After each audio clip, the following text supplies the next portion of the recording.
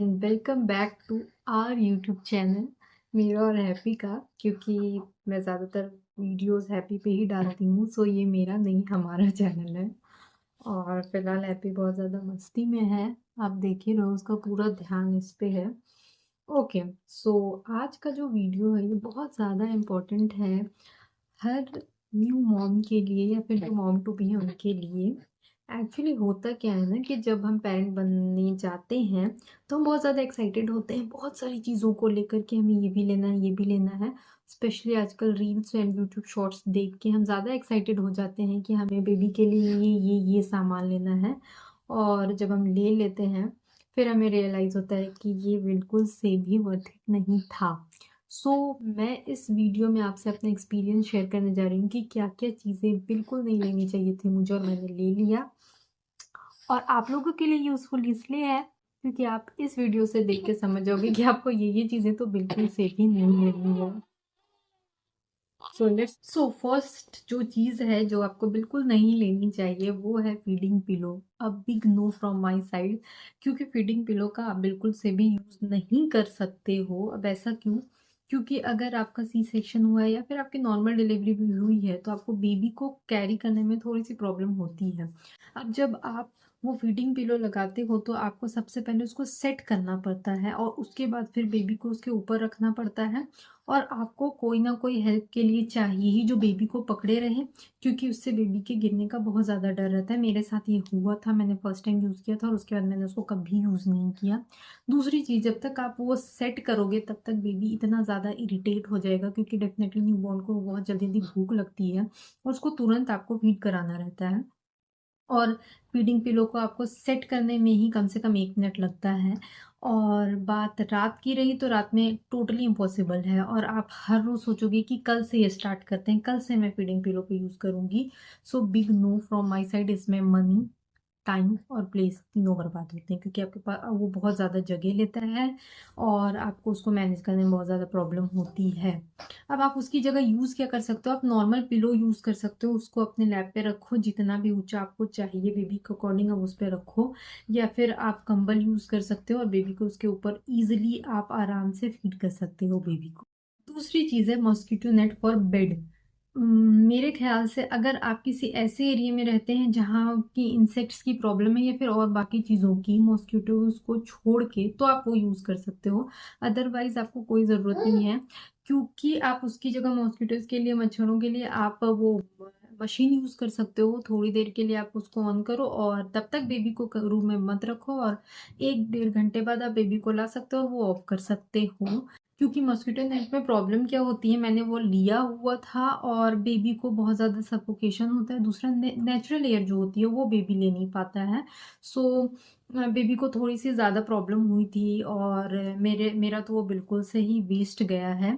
सो आप बिल्कुल से भी वो यूज़ मत करो। थर्ड है बेड विथ मॉस्किटो नेट, जो कि आप स्क्रीन पे देख रहे हो। ये मुझे गिफ्ट मिला था बट मेरे किसी यूज़ में नहीं आया। हाँ, अगर आप किसी ऐसी जगह रहते हो जहाँ पे डेफिनेटली इसकी ज़्यादा ज़रूरत हो सकती है तो आप यूज़ करो, अदरवाइज़ बिल्कुल से भी यूज़ मत करो, मत लो। क्योंकि एक तो ये बहुत ज़्यादा कॉस्टली होता है, दूसरी चीज़ बेबी को इसमें सफोकेशन होती है, गर्मी ज़्यादा लगती है। और अगर आप का सी सेक्शन से बेबी हुआ है तो वैसे उसको बहुत ज़्यादा गर्मी लगती है। मेरी साइड से ये बिल्कुल से भी आपको नहीं लेना चाहिए, उसकी जगह आप दूसरी चीज़ों को यूज़ में ले सकते हैं। ये इस टाइप के पिलोज जो कि न्यूबॉर्न के लिए लोग लेते हैं और ये बिल्कुल भी यूज़ में नहीं आता है। और आपको बहुत से लोग सजेस्ट करेंगे कि आप वो मस्टर्ड वाला भी, सरसों वाला भी पिलो ले सकते हो, बट ये सारी चीज़ें बिल्कुल से भी यूज़ में नहीं आती हैं और वेस्ट जाता है सारा और काफ़ी ज़्यादा कॉस्टली होते हैं, क्योंकि ये बच्चे के नाम पे बहुत ज़्यादा महंगा बेचते हैं। आप उसकी जगह कुछ इस टाइप का पिलो खुद घर पे बना सकते हो। ये मैंने घर पे बनाया है हैप्पी के लिए और ये बहुत आराम से इस पे शुरू से ही सोता है और ये काफ़ी लंबे टाइम के लिए चलेगा। अगर आपको ये कैसे बनाया है मैंने वो जानना है तो आप कमेंट में मुझसे पूछ सकते हो। नेक्स्ट है ये इस टाइप के गद्दे जिनके साथ की मसलंग और पिलो साथ में आता है। मैंने ये मीशो पे देखा था और रील्स वगैरह में देखा था और मेरे को लगा कि ये बहुत ज़्यादा यूज़फुल है, बहुत ज़्यादा काम आएगा मेरे बेबी के। फर्स्ट थिंग कि ये कॉटन का नहीं था, सो बेबी बहुत ज़्यादा इरिटेट हो गया था इसमें और उसको रैशेस वगैरह हो गए थे क्योंकि शायद क्वालिटी इनकी अच्छी थी नहीं।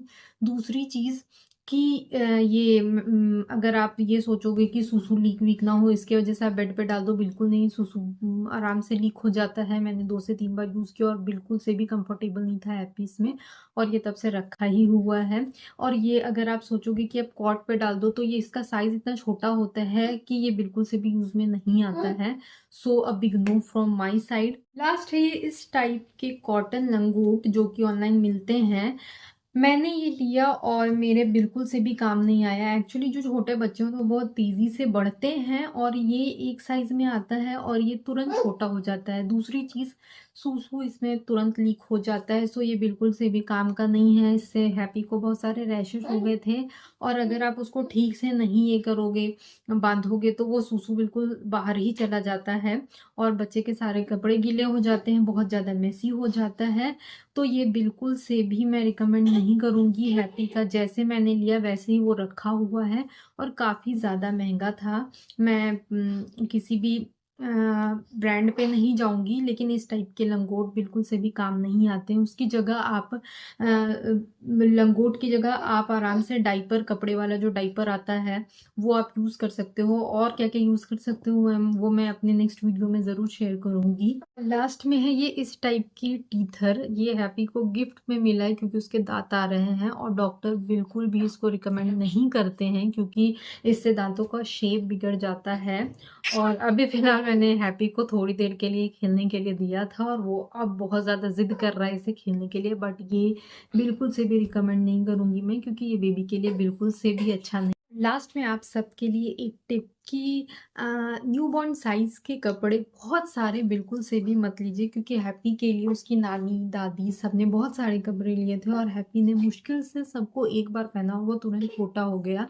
तो आप थोड़ा एक साइज़ बड़ा लो और अगर कोई गिफ्ट में भी दे रहा है तो बहुत क्लोज़ है आपके, तो आप उनको बोल सकते हो कि बिल्कुल न्यूबॉर्न साइज़ नहीं लेने के लिए।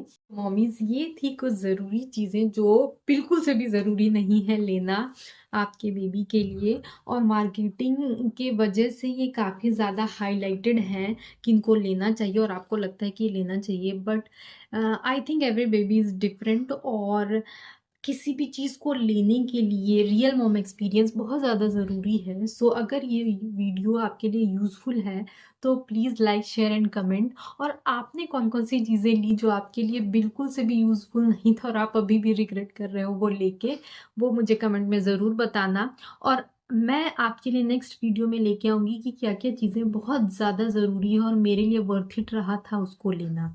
मिलते हैं अपने नेक्स्ट व्लॉग में या फिर नेक्स्ट एपिसोड में। तब तक के लिए बाय। सी बाय। बाय।